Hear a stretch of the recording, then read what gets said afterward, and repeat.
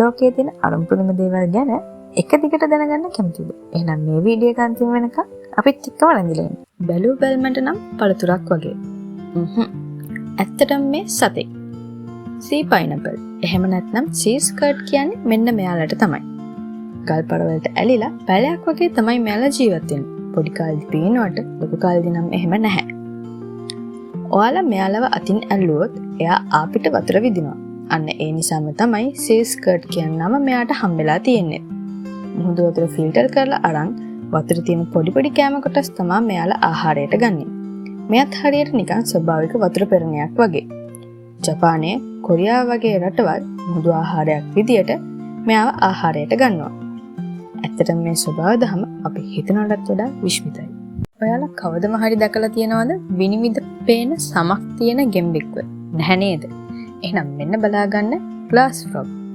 මෙයාලගේ හැම විනිවිද පේනවා වගේම ඔයාලට පුළුවන් මෙයාලගේ ශරීරය ඇතුලේ තියෙන හදවත, අක්මාව, ආහාර ජීර්ණ පද්ධතිය ඇතුළු අවයවයන්ගේ චලනයන් පවා බලා ගන්න. එතකොට මෙයාලා ජීවත් වෙන්නේ මධ්‍යම හා දකුණු ඇමරිකානු වැසි වනාන්තරවල. ඇත්තටම මොවුන් සැඟවීමේ ප්‍රවීණයෝ. විද්‍යාඥයන් හිතන විදිහට මෙයාලගේ මේ විනිවිද පේන සම නිසා විලෝපිකයන්ගෙන් ආරක්ෂා වෙන්න ඒක එයාලට උදව් වෙනවා. විශ්මයජනකයි. එහෙම නේද?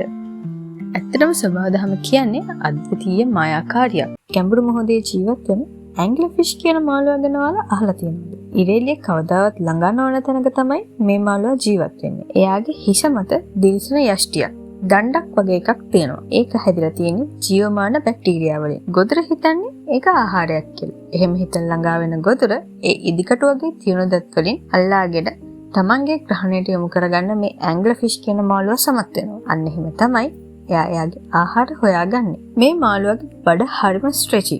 ඒ කියන්නේ ශරීරයට වඩා විශාල ගොදුරක් ගිරදමීමට එයාගේ ඇඟේ දිග ප්‍රමාණය වෙනස් කරගන්න පුළුවන්. මතු පිට ජලයේ මේ මාළුවා කවදාවත් ජීවමානව නම් දැකලා නැහැ. බිත්තර දාන තාරා හොටක් සහිත නමුත් ශීලපායි. මෙහෙම සතෙක් ගැන ඔයාලා දැනන් හිටියද? තාරා හොට ප්ලැටිපස්. පෘථිවියේ ජීවත් වෙන අමුතුම ජාතිය සතෙක් තමයි මේ ප්ලැටිපස්. බිත්තර දැම්මට එයාගේ පැටවුන් කිරිමගින් පෝෂණය කරනවා. තාරා හොට වැනි මුඛයට විදුලි සංඥා හඳුනගන්න පුළුවන්.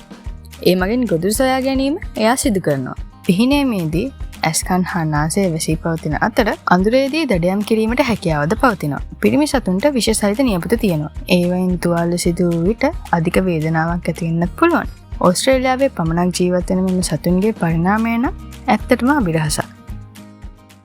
ඔයාලා දන්නවද මැරිලවත් නිදහසක් නැති වුණ හමුදාවක් ගැන? ඒ තමයි Lord of the Ring කතාවේ Ghost Army එක. එයාලට මිය ගිහින් භූතයන් විදියට ඉන්න උනේ ඉසිල්ඩෝ ඔවුන්ට සෞරවන්ට විරුද්ධව සටන් කරන්න කියලා දියුරුමක් ගත්තා. ඒත් මේ හමුදාවේ දියුරුම කඩලා යුද්ධෙට ගියා. ඒ නිසා ඉසිල්ඩෝ විසින් මොවුන්ට ශාප කරා. ඒ ශාපය තමයි දියුරුම ඉටු කරනකම් මරණයෙන්වත් නිදහසක් නැහැ කියලා. වසර 100 ගණනාවක් තිස්සේ Paths of the Dead තුල මෙම හමුදාව භූතයන් වගේ ජීවත් වුණා. ඔවුන් මේ ශාපෙන් නිදහස් කරන්න පුළුවන් වෙන්නේ ඉසිල්ඩෝර්ගේ උරුමකාරයාට විතරයි. පෙලෙන්නෝර් ෆීල්ඩ් සටන්ට ඇරගොන් විසින් මොවුන්ගේ උදව් ලබා ගත්තා. ඒ ආධාරයෙන් මෝඩෝර් හමුදාව විනාශ කරා. ඉතින් ඔන්න ඊට පස්සේ ඉසිල්ඩෝර්ගේ උරුමකාරයා වෙච්ච ඇරගොන් විසින් මෙයාලා මේ ශාපයෙන් නිදහස් කරනවා. ඉතින් ඔන්නෝක තමයි ඔයාලා හැමෝම දන්න ගෝස්ට් ආමිගේ කතාව. තවත් මේ වගේ දේවල් දැනගන්න අපිත් එක්ක හැමදාම එකතු වෙලා ඉන්න.